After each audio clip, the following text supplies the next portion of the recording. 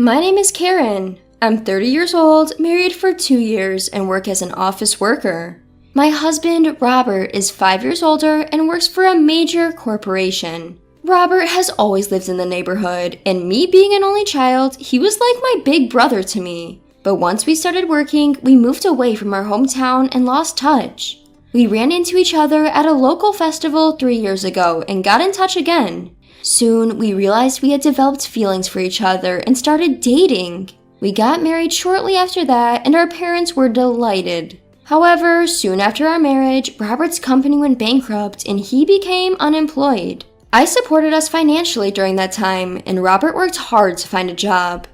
After about 6 months, he finally secured a position in the current company, so we breathed a sigh of relief. Not only that, but Robert has shown remarkable growth at his new workplace and is now being considered for a promotion. Things were going well until Robert started turning outright arrogant.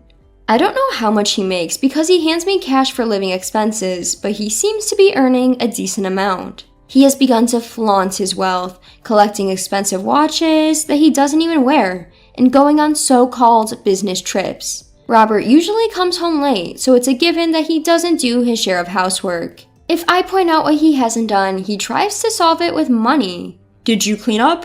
Oh, I forgot. But you're home more, so just do it without complaining. I can give you extra pocket money if you want.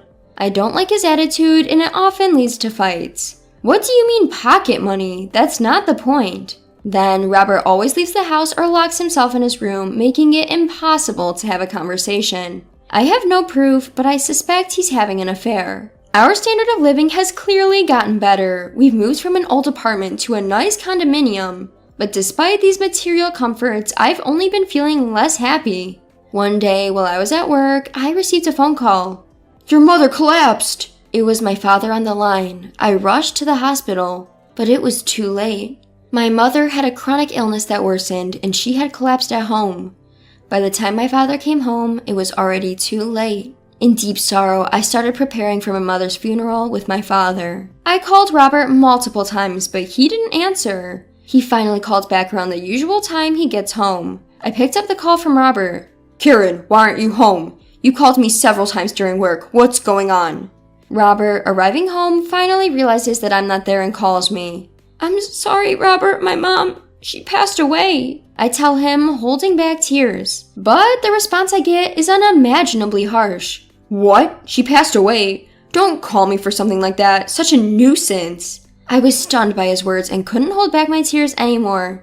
Is that all it is to you? My mother's death, is that all it is? I can't believe it. I have to prepare for the funeral, so I'm staying at my parents' house tonight. The wake is tomorrow and the funeral is the day after, so I'll be waiting here. I'm sad and frustrated. My emotions are all over the place, but somehow I managed to relay the necessary information. You're not coming back? What about my dinner? If you're not going to be home, just say so. Fine, I'll go out for drinks or something.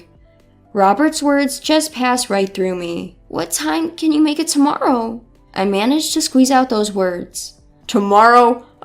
Tomorrow's gonna be tough. I have an important business meeting. The day after is not gonna work either. But that's a problem. You can take a leave of absence due to family loss, right? For as long as you can get here sometime after lunch tomorrow, it will be fine, so... It's unbelievable that he won't come to the funeral when his wife's mother has passed away. Despite my plea, Robert dismisses it with a single word. Busy. It got to my limit and I snapped at him.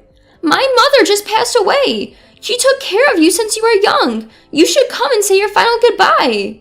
My mother was a stay-at-home mom, and she would often help Robert's parents, who both worked, by providing meals. We've known each other as families for a long time, and yet he doesn't even feel the need to come to the funeral? Maybe because I yelled, Robert said, "Fine, I got it. I'll be there tomorrow," and hung up in an annoyed tone. The next day, many people gathered for the wake. Of course, Robert's parents were there too. Karen, isn't Robert here yet? His mother asks, and I realize that Robert hasn't arrived yet. I was busy with preparations and thought he had already arrived. The wake is about to start. When I call Robert, he surprisingly picks up right away. Robert, are you still at work? What time do you think you can get here? Then he grumbles in a foul mood. I'm still working. I can't go today. As he yelled. There's no point in talking to him anymore. I gave up for the day, told him the time of the funeral tomorrow, and hung up the phone. Robert's parents apologized profusely to my father and me, and had called Robert numerous times, but their calls never went through. I believed he would at least come to the funeral, but Robert did not show up the next day either.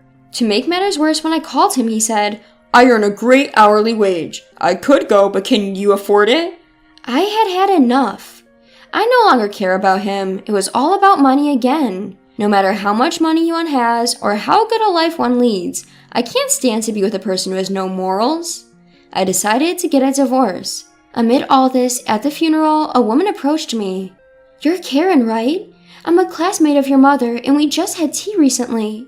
She told me through her tears, and I inadvertently shed tears too. The woman continued to ask, "Where is your husband?" When I responded that he was busy with work and couldn't make it, the woman began to quietly rage. "He can't come because of work. That can't be true." I was confused because I didn't understand what she meant, but she noticed and explained to me. "I'm an executive at Robert's company. I heard there was a brilliant guy who had just joined, but when I hear the story, I realized it was your husband, Karen. But he seems to have started slacking off at work recently, and apparently there were complaints from clients just yesterday too." I was surprised to hear this, but perhaps the reason he yelled when I called him yesterday was because he was in a bad mood due to that complaint. I wanted to know more about it, but the lady, being considerate, left without delving deeper into the conversation. That night, I once went back home and packed all the essentials. Robert was not home yet and didn't answer his phone either. I left a note saying I'd be going to my parents' house for a while and left the house. The next day, I got a message from the executive woman. It seemed that Robert had submitted his leave of absence and was off again that day. But when I told her that he had not shown up for the funeral after all, she muttered, "I figured," and told me everything. At last she said, "I think he will be fired on the spot. The next time he comes to the office, his seat will probably be gone." The call from Robert came the following night. "When are you coming back?" He sounded grumpy, but I wasn't afraid. I had no feelings left for this man anymore. "I'll be picking up my things soon." "Huh?" "I won't be coming back." "What are you talking about?" Robert responded in a ridiculing tone. "Let's get a divorce." When I firmly said so, Robert laughed derisively. "Divorce? Why are we suddenly talking about that? I can't live with a man who doesn't even attend his wife's mother's funeral. That's beyond wrong." "Oh, right. Do whatever you want. You're the one who's going to struggle without me around, Karen." "I'll come by tomorrow, Saturday.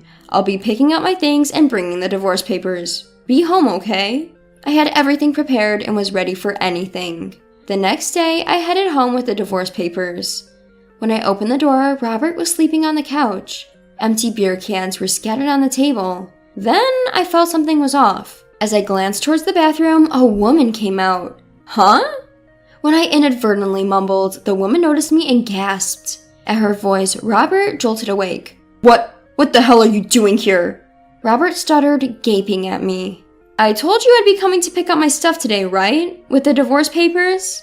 The woman who came out of the bathroom stood still for a while, but seemingly understanding of the situation, she slipped out the front door. Well, I know who she is and where she's from. It doesn't matter that she's not here now.